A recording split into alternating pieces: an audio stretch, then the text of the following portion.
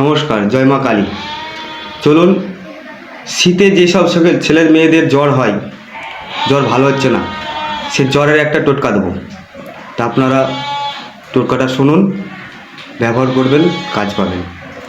তো কী করবেন, রবিবার দিন সূর্য ডুবে যাওয়ার পরে দেখবেন যেখানে সাদা ধুতরো গাছ আছে সেখানে চলে যাবেন।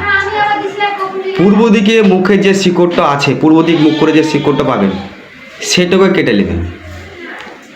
কেটে নিয়ে আসার পরে বাড়ি নিয়ে আসবেন, গঙ্গা জলে ধুবেন। ধোয়ার পরে সাদা সুতো দিয়ে 3টে গিট মারবেন। 3টে গিট মারার পরে যে ভাইয়ের কি বোনের যে জ্বর হয়েছে, যদি ছেলে হয় ডান হাতে বেঁধে দেবেন, আর যদি মেয়ে হয় বাম হাতে বেঁধে দেবেন। দেখবেন দুদিনের মধ্যে শীত জ্বর ভালো যাবে। তো শীত জ্বরটা এমনই জ্বর, এই শীতের সময়তেই হয়, তো খুব খারাপ জ্বর এটা। তো আপনারা এই টোটকাটা ব্যবহার করবেন, জ্বর থেকে মুক্তি পাবেন। নমস্কার, জয় মা কালী। আমাদের চ্যানেলটা একটু লাইক শেয়ার করে দেবেন।